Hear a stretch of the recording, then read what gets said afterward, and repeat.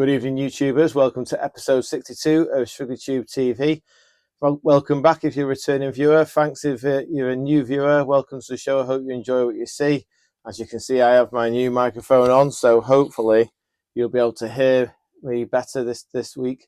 Unfortunately, it didn't arrive till midweek, so there might be some videos that aren't as good as others. But been a good week, got plenty done, and we're off to the Brisker F1 World Final at Skegness now, so we're really excited. It's Friday. When I get this loaded up before I leave.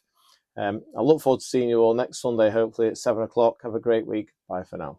Oh, and if you want to join me on Wednesday next for a stock car, I'll do a stock car video, try and get some interviews and stuff from Skegness. Okay, bye for now. Okay, today we've got a visitor in the workshop. He's brought his Paulie 998 along. So thank you for agreeing to come on Shrigleytube, Chris. Can you give me some history on this engine, please? Just like, where's it come from and what's happened to it? Oh, in 2015, I bought it from U Lidl in Scotland, 998 R17 cam, put it in my rally car, and that's where it's been up till now, until it's just gone a bit AWOL. AWOL. A bit of pressure in the cooling system, and we think it's on a head gasket, don't we? So we're going to pull the head off and have a look at and see if the head gasket's blown, and make sure everything's okay. But apparently it runs well and does everything it's supposed to do. No breathing or smoking, etc. Yeah, it runs did run really well until it got hot. Now I've dealt with you quite a few times over the years, but you've had clans and rally cars and all sorts. Is it mainly rallying you've been interested in? Yeah, more or less. Yeah, my hobby is restoring classics, but generally rallying, going back to the early 70s. Wow. When we were rallying imps on road events. Is that what you started off doing? Is that where the bug came from, doing the Hillmans? And were you successful? Yeah, class wise we were very successful, and that's where it come from. Started on night events, in the dark with a bog standard 875 imp, and gradually built up till I dumped the imp and got an Avenger, and then we'd run out of money. So there you go. Oh, brilliant. Well, thanks for that, Chris. What we'll do is we'll get the head off and we'll have another look at it and see where we're at. Right, okay, we've took the head off this engine and had a quick look round, and to be fair, it looks to be in fairly good fettle. There's a little bit of push in here, just where the gaskets it wasn't particularly tight, to be honest, Chris. The head felt quite loose when I was undoing it. Right, yeah. But what we're going to do is we're going to put this head now. Chris bought this is like a bit of a fettled head, we'll call it, but it's got wheel springs in it. So because it's got the wheel springs, we can get the compression ratio up a little bit. What I'll do is I'll weld it first where they crack on the other side. Not that it has cracked, just as a precaution.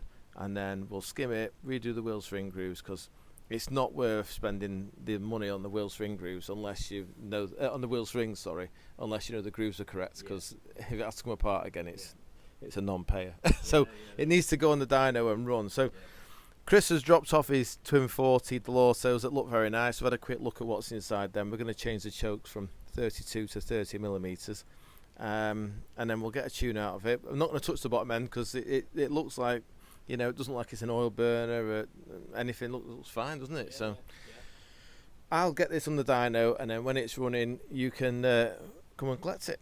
That sounds good to me. Brilliant. Right, we'll crack on. Okay, we're just in at the business end now with the 998 of Chris's.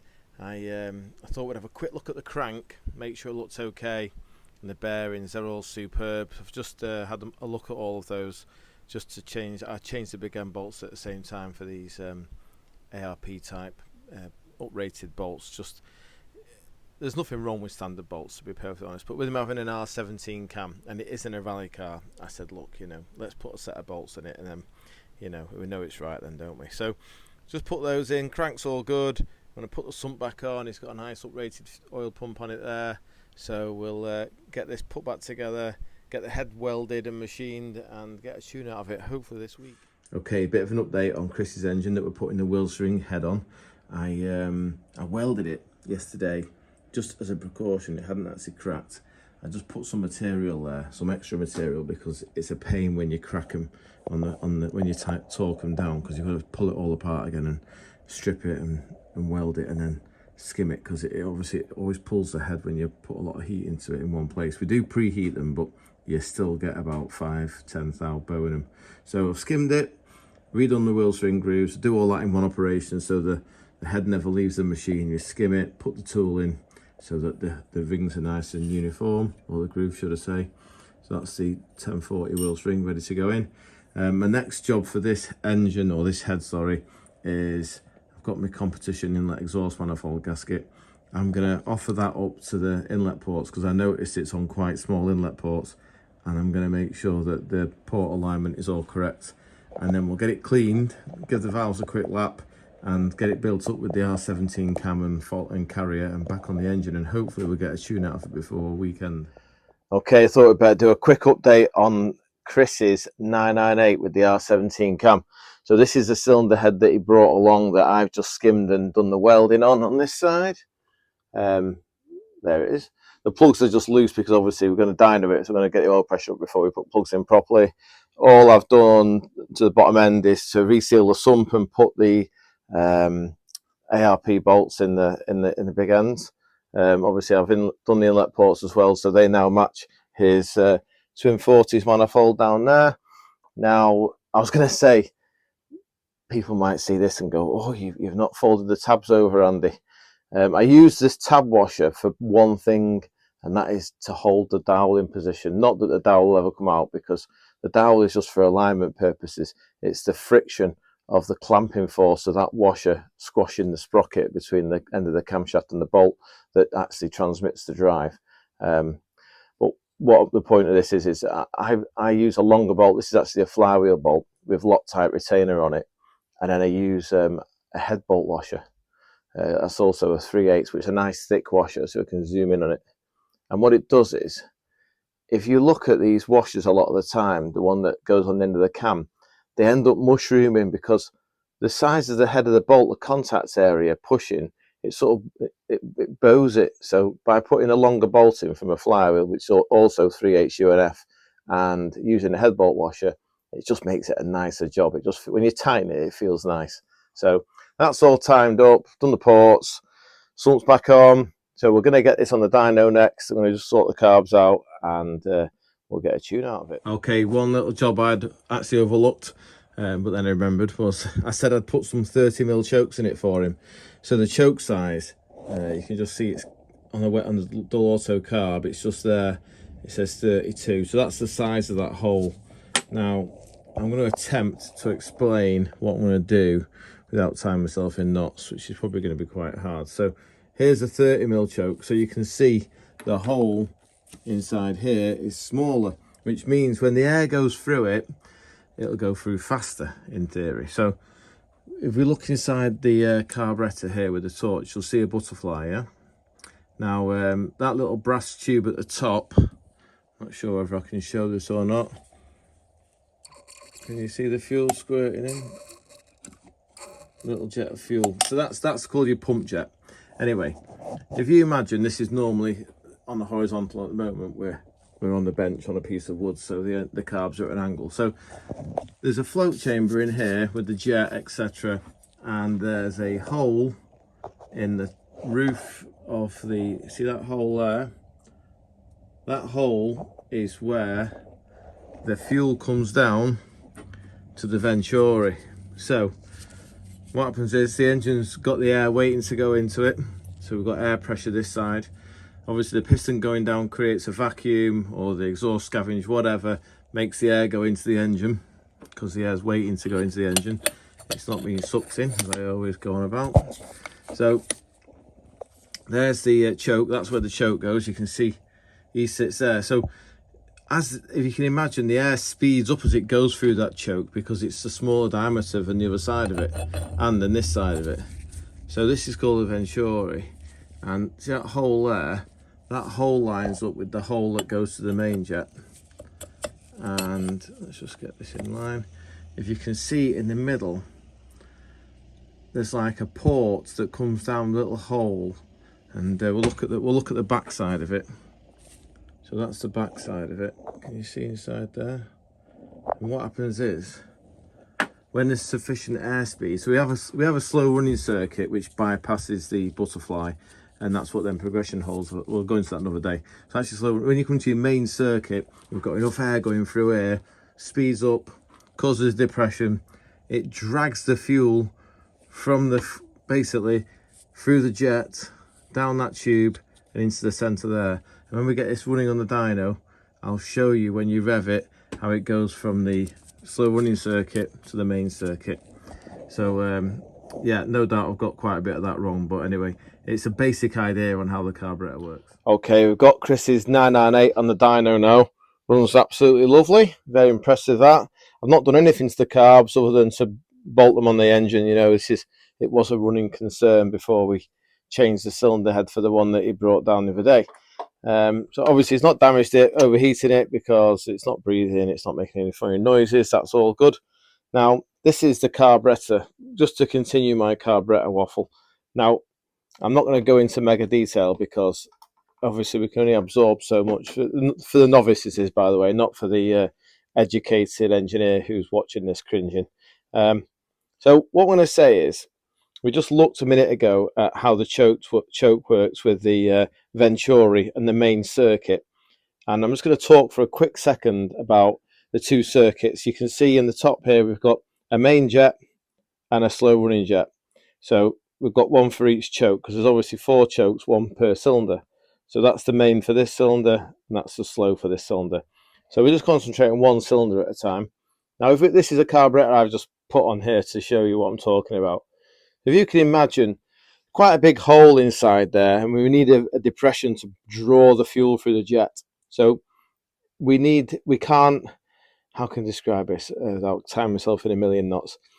We need 2 circuits basically, a closed throttle circuit and a wide open throttle circuit. So slow run and fast run. So inside here is the slow run circuit.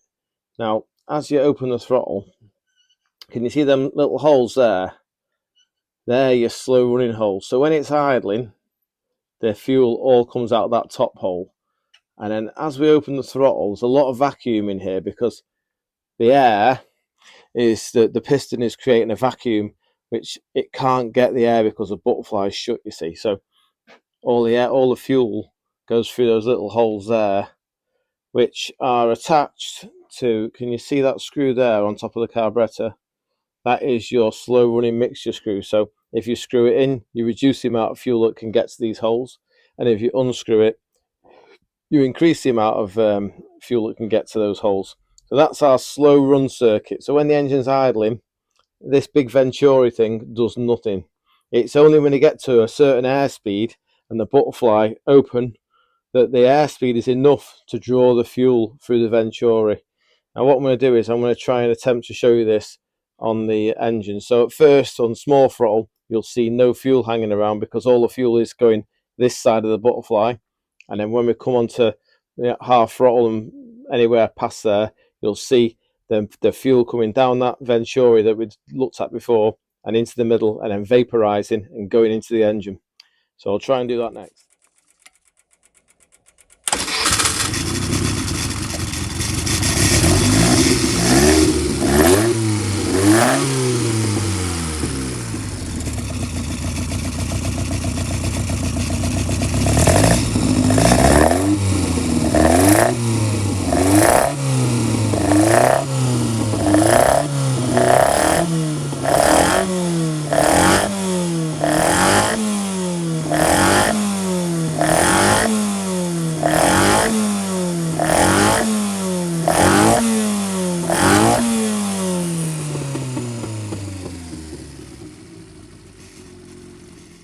Right, okay, I'm not quite sure how good the transition was there on the camera. But basically, you could see at small throttle openings, there was no fuel coming down the main Venturi. It was all coming out of the slow running circuit. And then once it got past a certain RPM and a certain airspeed, the fuel started to come through the main Venturi. Right, I think we may do another video on this next week. What we'll do is we'll put the engine under some load on the dyno so we can see, because when it's grafting, it'll draw harder. So we'll see the carburetors working better. Right, I've got a little engine here, It's not actually one that I've built. It's very pretty. It's got a lovely cam cover on it, block strengthening kit, twin 40 Webbers, and the Greetham Engineering top. It's also got some letters here, Greetham Engineering, and a phone number. So maybe it's an original Greetham engine. Anyway, chap's had it built, and he's happy with it, apart from it's got a bit of a fuel dripping issue. So he said, would you mind putting it on dyno and having a look, see why the fuel's dripping? So I said, certainly. It could be that a float has taken on some fuel. You know, they go porous, the brass type floats. So I've got this here. We're gonna have a look at it. I have fired it up and just ran it for a second, and it seemed to run very sweetly, oil pressure, etc. So I'll run it again now. We'll put it under a bit of load, and we shall see if it starts to drip out the carburetor and how we can remedy it.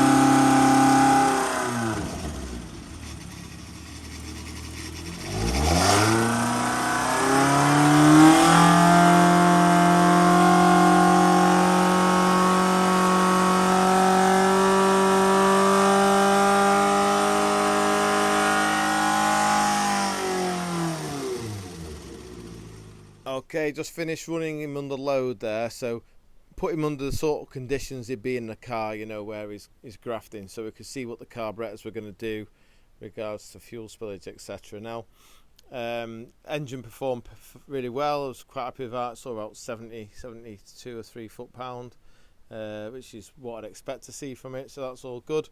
The carburetors haven't done what I thought they'd do. I thought that fuel would be dripping out of the end of the trumpets to indicate that the float level was too high inside the carburetors, or we had a needle valve not seating properly. Just like how a toilet works, it has like a float that shuts the valve off there. So all that seems good. There's no fuel at all hanging around here. The carbs are good. I think the problem is just purely that if you look, you can see they have like anti-vibration mounts. You see the carburetor moving there. Now these rubbers dictate like a preload on something called a MySab. Now the MySab is that aluminium plate there. Can you see it in the middle? I'll just zoom in. What it does, it has this O-ring impregnated into it. So the idea is that the carburetor is held hard against the O-ring so that it all seals and offers a bit of anti-vibration, should we say, because it's effectively rubber mounted. It's to do with frothing in the carbs when the engine obviously vibrates. So the big problem with a Hillman, of course, it's not a problem on all other cars. If we discussed this the other day when I was saying it when I was changing the angle of the ports, you can see the port is so downhill. The carburetor is so downhill of the port, it has to go uphill. So when you drive a pair of Webbers around town and you don't give it a good clearing and rev it, what happens is because there's no airspeed, the fuel drops out of the air and it pools in the bottom of here. And what we can see, if we look, I've got the torch on it. Can you see the fuel on the bottom of that carburetor there that's just starting to drip? So basically what that's saying is he's been driving around town, the fuel's hanging around, these carburetors have backed off a little bit. These are particularly big spaces on the bottom here. There's not enough preload pushing the carb that way, so what we'll do is we'll adjust that up, and I think that'll fix the problem, and it'll be no problem then. I'll just pull the plugs out to see how it's running. All looks to be good, so yep, we'll whiz them carbs tight and wipe it all up and then run it again and see if it's fixed.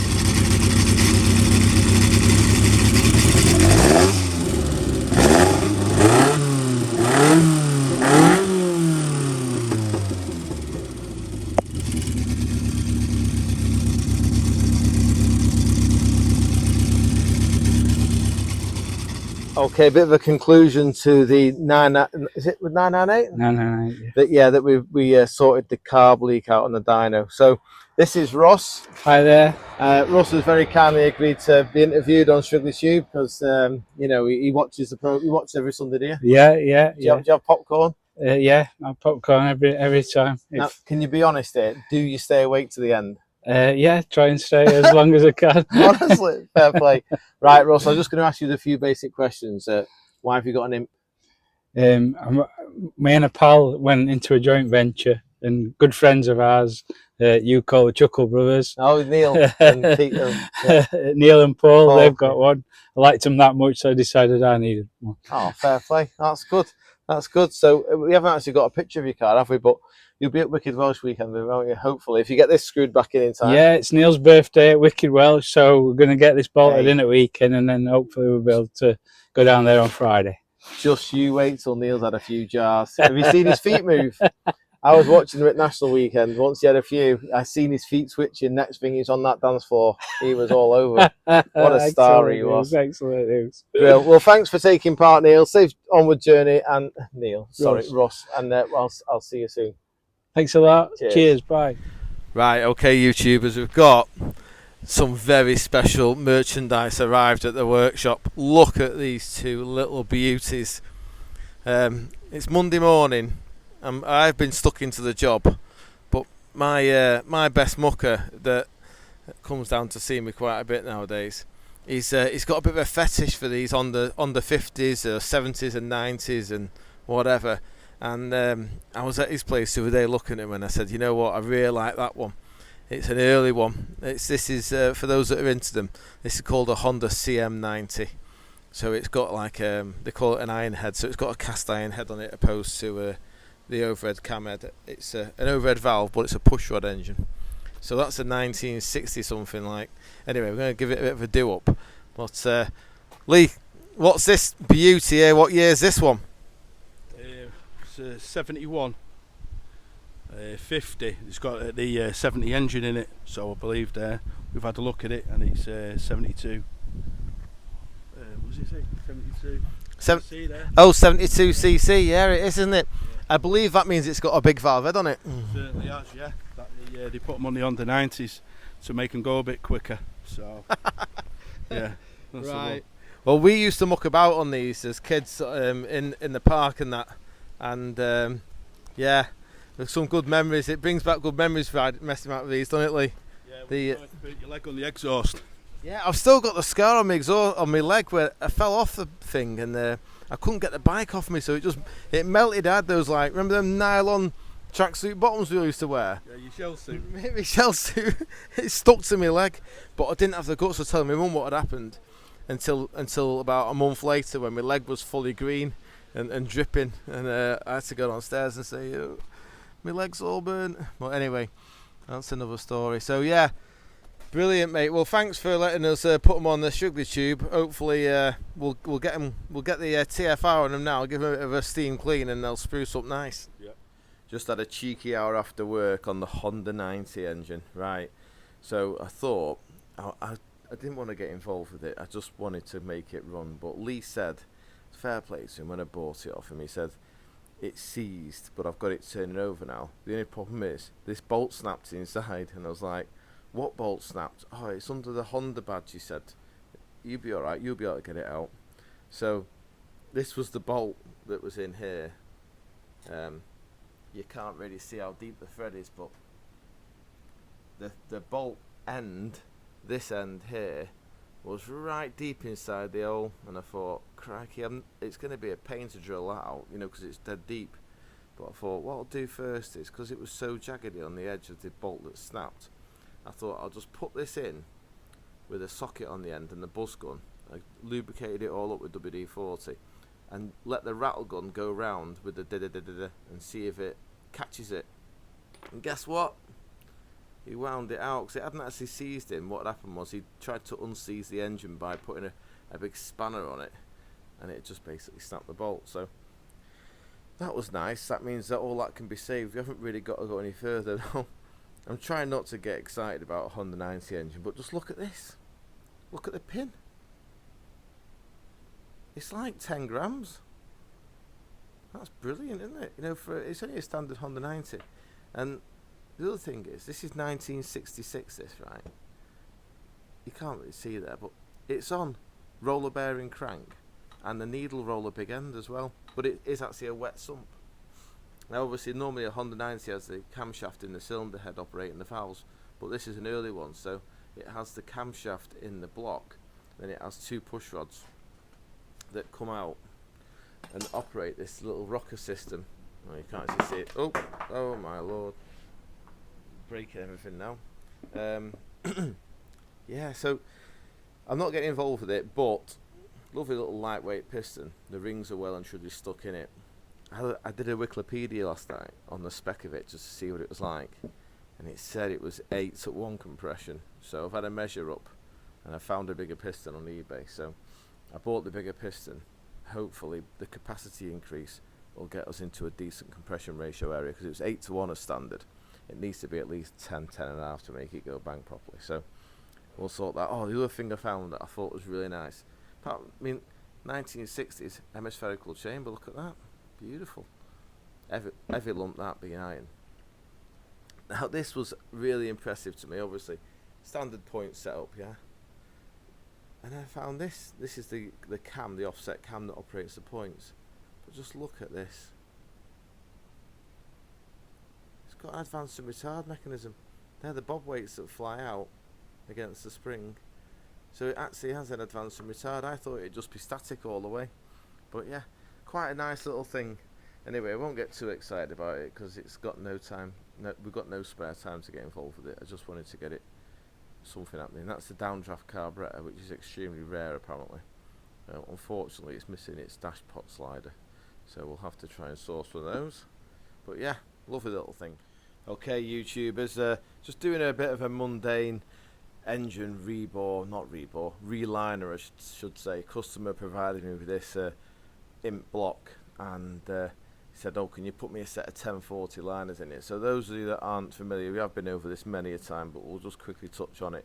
Obviously, originally the liner is cast in, so if you imagine before anything happened in the factory that they got 4 iron liners, say similar to this, and stuck them on pegs, and then the shutters would come in around the outside of the low pressure die casting, and then they'd squeeze the aluminium in, molten, and it had set around a liner.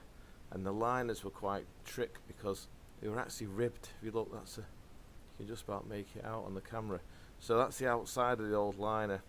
So the 875cc liners never dropped because they couldn't, because they were ribbed on the outside. And obviously what I've done, as I bore through bigger and bigger, eventually it's the liner, it breaks up into little pieces and falls out the bottom, hence why I've got that bit there. So the point of this video is I was just boring this liner and I thought, is that cracked? I've never seen that before. So that's an 875 liner. That's just a bit of you know, like it's like magnetic, almost like the dust is attracted to it. But yeah, that's a crack in the liner. So I don't know if the bloke was aware of that. He just said, oh, it's a smoky old 875. I thought it'd be perfect for you to put a set of liners in. So anyway, I'll crack on, get the other 2 liners done.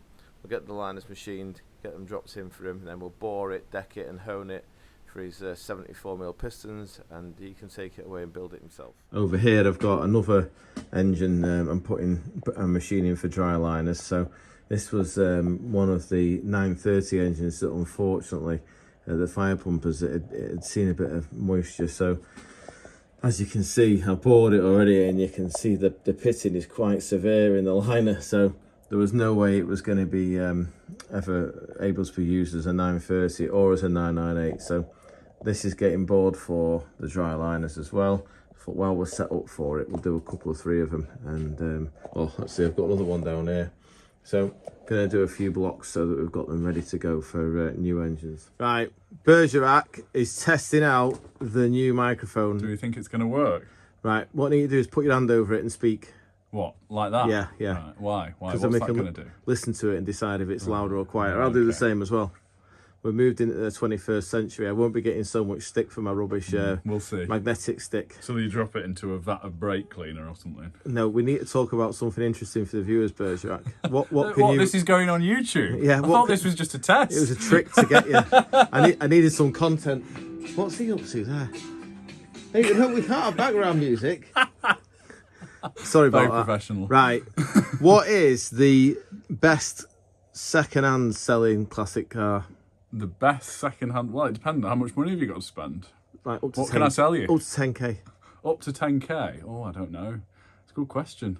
Well, bees and midgets just sell all the time, don't they?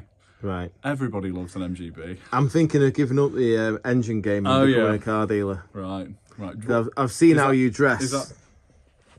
And you know, I think you dress like a. I quite like your new jacket, actually. Oh no, it's not my jacket. Oh, it's not yours. My mate left it in the boot of the car, so yeah, it was a bit chilly, innit? Right, well, we're not getting anywhere. There's no engineering being talked about, so I'm gonna have to over and out. Hope the mic's worked.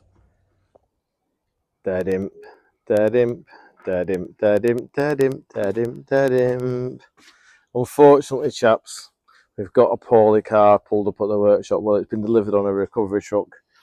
Now, some of you might remember last year I put a clutch in this for my mate Paul, and unfortunately it seems to have failed. I don't know what's gone wrong. Last time it had worn itself out. The release bearing had pushed through. So I sort of educated Paul a bit and said, look, don't sit at the lights with your foot on the clutch, because that wears the carbon ring out on these old style clutches. I don't think he'd have done that, but if I put it in gear, handbrake on, and try and start it, it will idle, but the clutch is,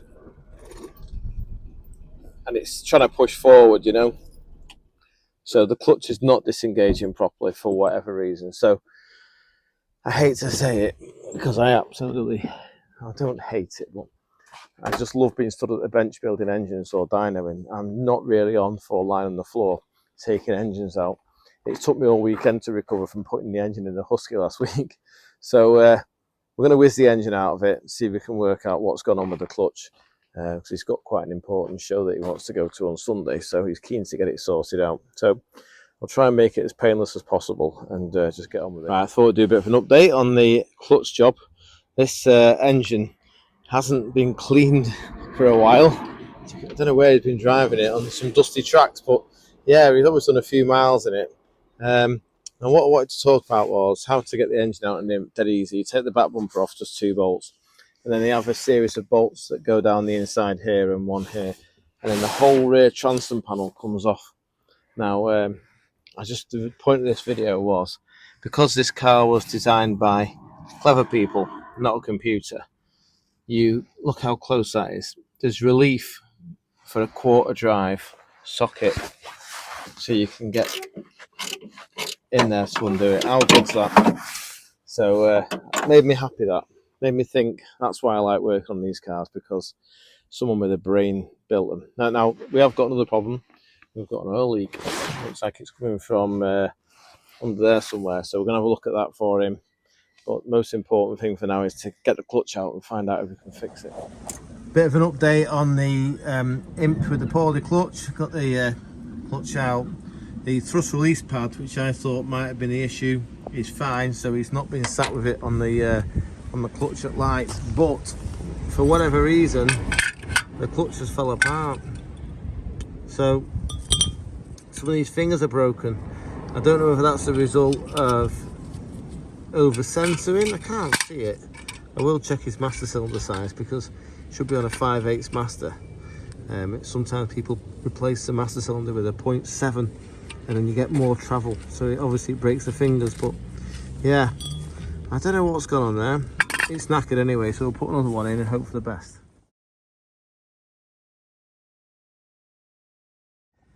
Little tip here for any Hillman owners out there that have to clutch on their imp. It's quite simple to undo the bell housing bolts, back panel, get it all off. The one bit that's really horrible is these rubber pipes. There's a heater bypass, the main heater coolant hose, and this one that feeds the heater. Now, what I do is I get the clutch to engage in the splines, and get it to go in nicely, so that the engine can go, you know, it's already aligned with the clutch. And then what I do is I lower the whole thing down until this flexi goes quite taut, but obviously not so it's weighted on it. And then I tighten all these up while I've got access, because when we jack the engine up to the height it's supposed to be, there's no access to these pipes. It's really close to the back of the bulkhead there, so always do your rubber pipes before you jack the engine up. That's my little tip for the week. Right, I've got the clutch back in the little Panda Imp, and Paul's been for a test drive. Are we happy, Paul? It's looking like it's about right, yeah. It's about I'm right. open. Yeah, yeah. Right. Yeah. So I'll trust you. I've made a little list of things for you to do. Maybe you could go and see Vince and get some service work done. Yeah, Vince it needs to go to. Yeah, it's 12 months since I was last there. Yeah. Bit of a it looked like gearbox a oil crime leak. scene then. Did it? Yeah, last time I was there. Appropriate. You could have had your notepad. Well, I've got the tape.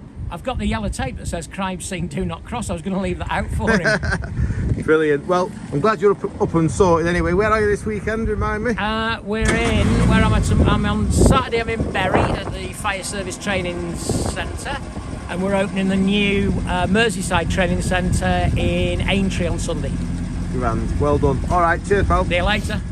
Okay, YouTubers, you might remember last week we looked at the 1200 long rod engine. I said I'll get the crank to Bob's for a balance and get that organised this week. Unfortunately, I've run out of time. I've got a problem with the crank trigger. It's basically too small a diameter, so it's not pegged on there yet. I found a great place to mount the trigger that'll be really nice and secure. I thought I'll make 2 threads come through the back here, which are linked together and then bolted to the front cover, so that if they ever need to change the sensor, they can do quickly without the worry of the bolts falling through. I thought I can do all that. That'll be great, but it's just I can't get it close enough, if you know what I mean, because the gap will be too big because the pulley's in the way. So I was going to machine the pulley, and I thought, no, don't do that. We're making compromises. Just get the right trigger. So I found a bigger trigger. I'm ordering that on eBay.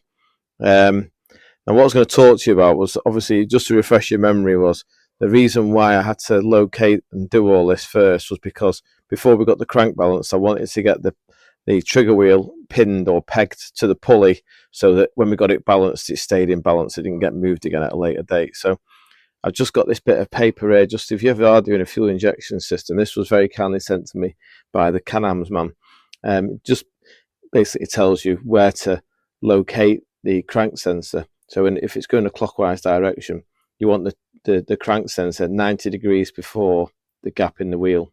And I think they do that so that the brains don't have too much going on at top dead center. So the brains can read the gap, and then 90 degrees later, it fires the obviously the spark and the injectors or whatever. So it's just, obviously there's no point asking the computer to, see the gap and then fire the spark and the injectors all at the same time. It might give it a bit of an overload. So yeah, I think that's the reason anyway. So we're going to have to scrap this for today, and we're going to go for a test drive in the Husky and see how he performs with his new engine in. I've had an engine sent to me by a chap, and he said, would you take it apart and write me a list of what you recommend to make it fit and healthy again to go in the car and do some rallying. So I said, yeah, by all means, send it down to me and I'll have a look and see what I see. So I thought we'd do a little video on it and just pull it apart. I won't do a time lapse or anything. I'll just stop when I get to something interesting. At the moment, from what I can see looking at the engine, as I'm sure you're aware, it's got a high capacity sump on it. It's got an old school block strengthening kit. You can see the girdle plate there. It's in a 930 block, which means this is a Talbot Sunbeam block. You can denoted by these 2 bolt holes. And the vintage is, let's have a look, it's got a date stamp on it, so it's 25th of the 10th 1978. I was about 1 then. It's got a fancy water drain on it. It's got a sport head casting denoted by the 180 at the end there. What's the port size like? There's not much to gasket, but it's an old school gasket. That looks like it's got a fairly decent port size. So we'll start taking it apart and see what we see, and when I see something interesting, I'll stop and do a little report. Okay, just took the cylinder head off this engine, and it's got an R20 camshaft, original chill cast followers, so they're no good. We'll have to put steel ones in it if we go ahead with the build. It's a big valve head. That's a 1.4, 1.125 valve. Unfortunately, I think it's had a bit of a steam cleaning because it's had moisture in there. So looking at the engine, it's looking a bit sorry for itself. Definitely had water, and it's had no antifreeze in it either. So we'll carry on stripping it. I mean, that looks disastrous, but it wouldn't be going back together with the same pistons anyway. So, and it wouldn't be not having a rebore. So I'm not stressed about that. We just need to ascertain whether it's got a wheel string issue, a liner issue, or a porous head issue. It'd be one of the three. Anyway, looks okay. That looks to be, you know, it's not had any major welding or dramas in its past. I think that'll be okay, that head, once it's had a fettle. The only thing that concerns me ever so slightly is the valves are very low, so it's probably done quite a bit, you know. As they get recut the seats on a rebuild, the valve sits lower and lower, but we can probably get around that. Right, we'll get this head stripped and see what the guides are like. Right, got the head off, and it's actually a very nice head, this. The ports are lovely. Unfortunately, the guides are loose, so they'll want a set of guides in it. That's no problem. I think the valve seats have been faced, so we'll probably, with a new set of valves, we'll get a bit of height back. Obviously, it's got a bit of rust on the seat, so they all want cutting, but they need cutting after it's got new guides in anyway. Now, the head is lovely, and then I was thinking, wonder who did this. I'm gonna look. It's a Heartwell head, a genuine. Oh, it's upside down. Sorry, a genuine Heartwell head. That. So I'd say it's a proper Heartwell engine, and I'd say also that looking at this gasket that goes around the outside of the block, it's that old. It's I've not seen one of those for a long time. I'd say this has been built in the 80s, or you know, and hasn't been apart. Although it has got a set of ep62 big end bolts in it. Anyway, that's the block strengthening kit. We'll get the crank out next and have a look at that. But the head is lovely. I think the head will be fine once we've given it a blast. I've stripped it right down so we can, you know, it's de-studded and everything, so we can, if a guy decides he wants to go ahead with the rebuild, we can get it in the system, get it all blasted and welded and cleaned and ready for machining. Right, I'm just going to do a quick summary on the plans for this Heartwell 998 before it goes in a box. So I want to contact the customer and let him know a cost. These are some of the proposed parts that I've written down that I think it needs to make it good again. The plan for the engine would be to blast it all, push the liners out, we'll re-glue them all in with fresh glue. As you can see, there's quite a bit of staining and grooves and water damage. So luckily, them liners to be fine to go again. They'll bore to 73mm, no problem, which will give them 10-12 cc. The crankshaft, I've had the G-clamp on there. That mics up absolutely fine. So the crank will go again, no problem. Pistons, unfortunately, the ring lands are knackered, so they'll go in the bin along with the rods and the bolts and the bearings, etc. It's all unknown, so we'll just start with fresh because we've got the new 930s now we can use the parts from. So that's the plan for that. The head's good. I'll contact the customer now, let him know where he's at, and then he can make a decision, and hopefully we'll be rebuilding it and running it on the dyno on Shrigleytube in the near future. Yep. Right, we're in the Husky on the road test with the 930cc fire pump engine that I fitted last week and you watched on the show in the time lapse. Now Bergerac, thank you Bergerac, Yeah, very kindly. cameraman. Yeah, because I was trying to mount the camera with bits of zip tie and sticky back plastic and that, and I just couldn't mount the camera. So you needed a professional on the job. Berge mentioned that he'd not actually been in an imp before. Yeah, this is the first time I've ever been in anything imp shaped. I can't believe it. I've been your neighbour for what, 7-8 years? And you've never given me a lift anywhere. Mate, that's a sign of how tight I am. No, you've been deprived, mate, because once you've been in an imp, mate, just don't look back. All that MGB stuff, it might look pretty, but heavy steering, all the power below 3,000 RPM, mate, you'll never look back once you've you have to go with this. Yeah, yeah. It absolutely drives lovely. I was going to say, it's nice and smooth as well. Oh, Much better than a Mini. oh yeah, yeah. Oh, it's just a shame they were so reliable, because it would have been a good match for the Mini then. But anyway, we're not going to go into that. We'll just talk about the engine, It's basically a totally standard 5-pump engine with a standard cam, etc. All it's had is a head skim, and obviously the imp sump pot on it so that it could lean on the side, because obviously it stood upright in the in the 5-pump. So I put it in. I've done a few miles, and it's bob on. It's not fast, I will be honest. It's probably maybe 20% up on the original standard power. It's just got more torque. You know what we forgot to do, Bergerac? We haven't put the tom-tom in for the speeds. Oh, wow, you were going to do a 0 to 60 We're run, going to do a 0 to 60. Oh. I've had it on charge for 2 days. I've forgotten it. So, yeah, what do you think, Berg? Got some head Yeah, it's very practical. Very practical. Inertia wheel belts in the back as well. Yeah, definitely. Yeah, They're out of a Volvo 240. Right. Now, where are we going to get a good run here?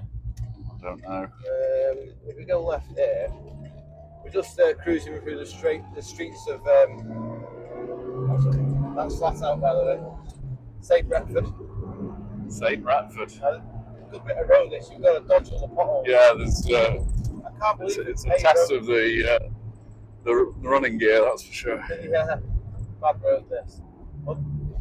So can you see yourself being an impo in the future, or what? I mean, I've always had a bit of a desire for a clan originator, but I've just not quite got there yet. I don't know why. Yeah. I quite fancy building like a historic rally car.